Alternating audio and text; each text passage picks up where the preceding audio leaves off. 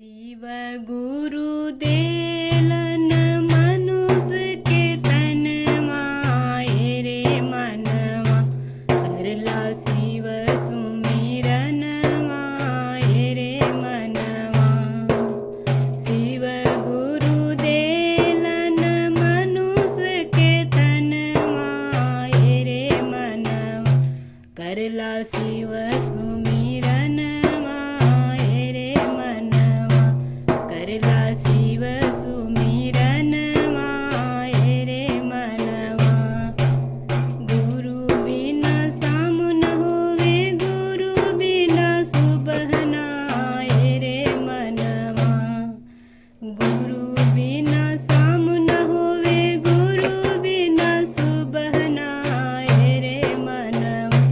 गुरु बिना नहीं जीवन माए रे मनवा। गुरु बिना नहीं जीवन माए रे मनवा। एहो मनुष्य तनवा से करिहा भजन माए रे मनवा।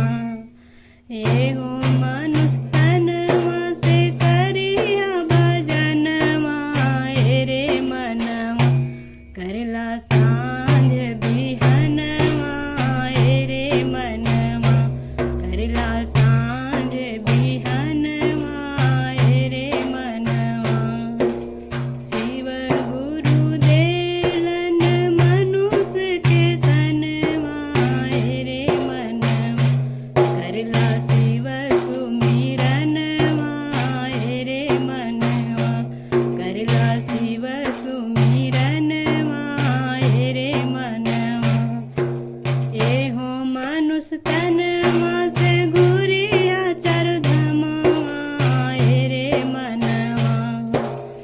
एहो मनुष्य तनवा से घुरिया चारधाम माए रे मनवा। रे मनवा करला दान और पुण्य माए रे मनवा।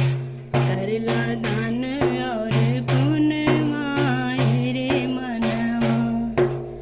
एहो मनुष्य तनवा से गंगा स्नान माए रे मनवा। एहो मनुष्य तनवा से गंगा स्नान माए रे मनवा। धोला पाप के बदन माए रे मनवा।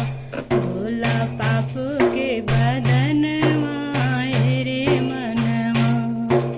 शिव गुरु देलन मनुष्य के तन माए रे मनवा करला शिव सुमिरन माए रे मनवा। करला शिव सुमिरन माए रे मनवा।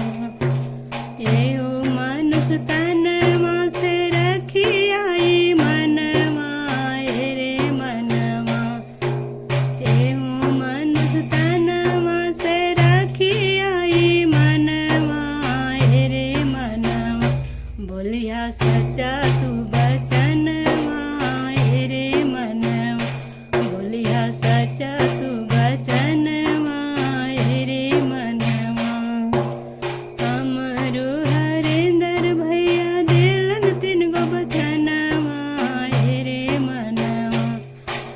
हमरो हरेंद्र भैया देलन तीन गो बचन माए रे मनवा। रे मनवा दया चरचन मनवा रे मनवा। दया चरचन मनवा रे मनवा। पहिला में दया मांगा दूसरा में चर्चा रे मनवा। पहिला में दया मांगा दूसरा में चर्चा रे मनवा। तीसरा में करब नमन प्रणाम